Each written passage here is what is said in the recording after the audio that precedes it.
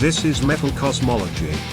50 years of metal in 50 minutes. The history of metal music 1970 to 2020.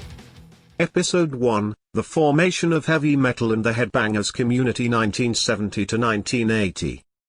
During the first 10 years of formation of metal as a distinctive type of music, from 1969 to 1979, there was not any metal music scene nor any metal music communities, and consequently, there were not any metal music genres fully formed yet.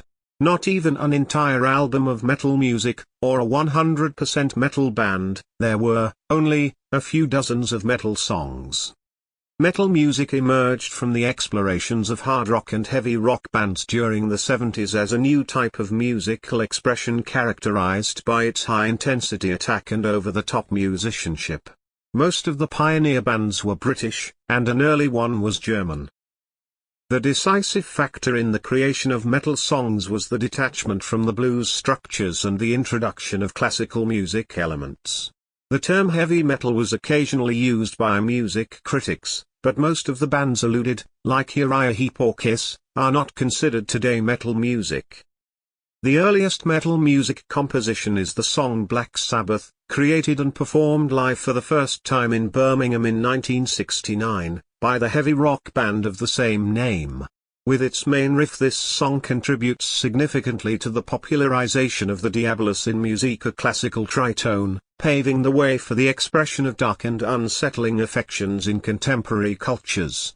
It was inspired by horror movies and by the Mars fragment of Gustav Holst's The Planet's Orchestral Suite.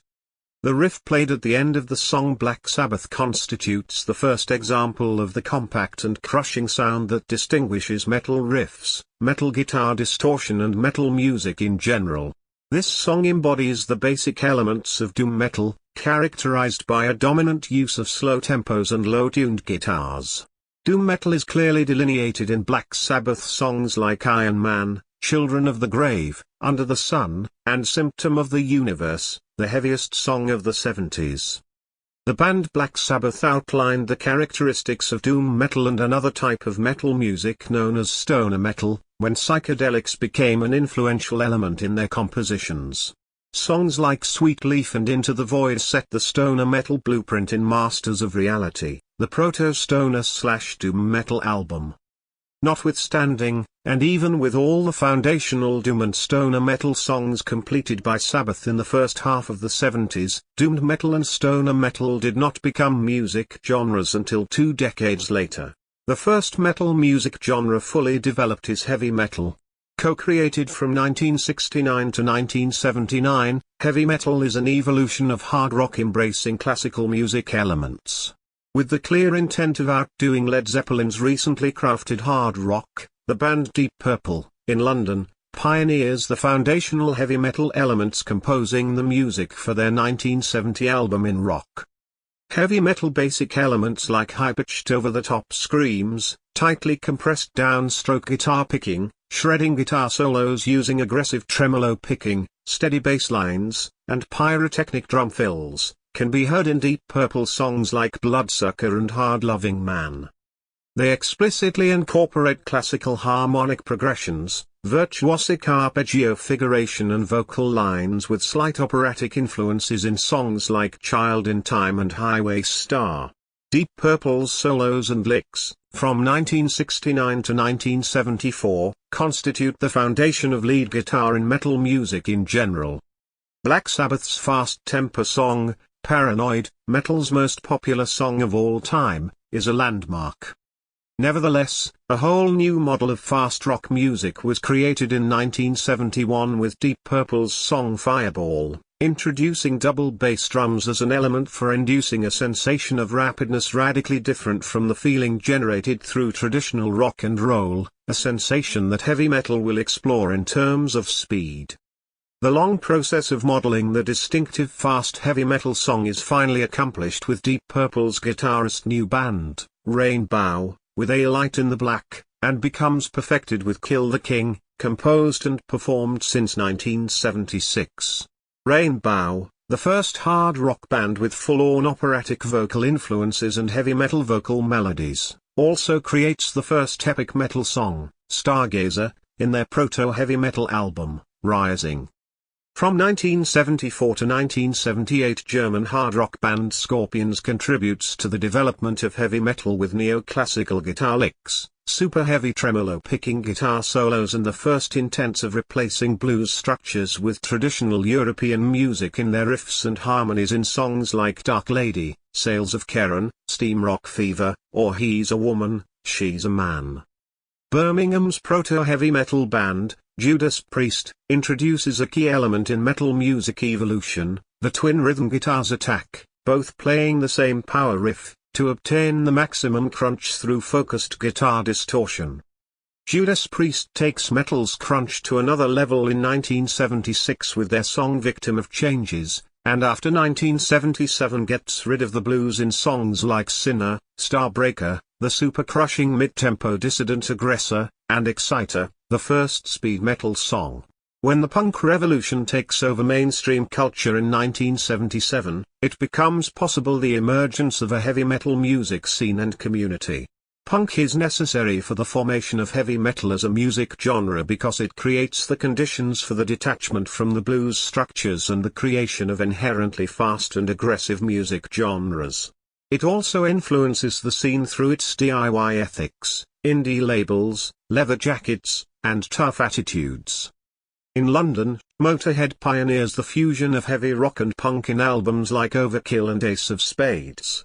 Motörhead maintained the blues and the rock and roll structures, but they were the fastest and heaviest band of the decade.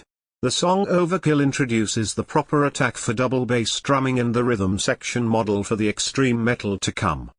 At the end of the 70s, the only place playing hard rock music in London was the Bandwagon Soundhouse, attached to the Prince of Wales pub at Kingsbury Circle.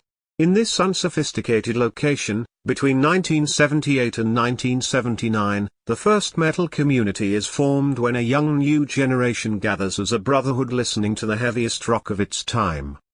This foundational community is the catalyst to the formation of the first heavy metal music scene. Many in this community wear long-haired, working-class young white males, fueled with beer, loud music, headbanging, and air guitar playing. The band Saxon portrays the erupting scene in the song Denim and Leather, named in reference to the way the heavy metal tribe dresses. "Welcome to the Heavy Metal Crusade" is the phrase opening the event that kickstarts the first metal music scene, a concert at the Music Machine, London, in May 8 of 1979, including Iron Maiden and Angel Witch. Its review in Sounds coined the term New Wave of British Heavy Metal, NWOBHM, inspiring new fast and heavy rock bands to release records and play gigs all over the UK. This was the first generation of bands identifying themselves as heavy metal. The band Iron Maiden is London's rock answer to punk, playing with its speed and aggression, as it can be heard in Prowler, one of its first songs. 1979 is year one of heavy metal. The first wave of metal bands includes Mithra, Diamond Head, Witchfind, Fist, Raven, Holocaust, biker punk bands Tigers of Pantang and Girls' School, plus the first American metal band, Riot. Motörhead's Bomber Tour, with Saxon as the opening act, is a milestone. In the meantime, Judas Priest's Hell-Bent for Leather tour diffuses metal music in America, with a new leather and studs looks and a full-on heavy metal approach. The first 100% metal album, a live compilation, was released in 1979, it was Judas Priest's Unleashed in the East. 1980 is the year metal music erupts, quickly expanding from the underground to larger audiences, when major labels take notice of the growing popularity of the scene, and release the foundational heavy metal studio albums, including Black Sabbath's Heaven and Hell, Judas Priest's British Steel, Iron Maiden's self-titled debut, and Ozzy Osbourne's Blizzard of Oz. The first Monsters of Rock festival proves heavy metal's consolidation. From now on, heavy metal is distinguished as a power-channeling-oriented music, different from the sexual urge-driving hard rock, and opposed to punk because of its focus on musicianship. The small London community becomes an urban tribe sprouting up all over the UK, they are known as Headbangers. Soon after the pioneering heavy metal albums and bands cross overseas to America and to mainland Europe, the Headbangers tribe starts spreading all over the world.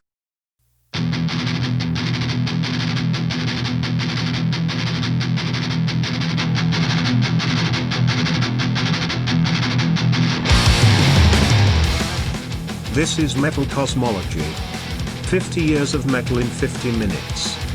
The history of metal music 1970 to 2020. Found more at metalcosmology.com.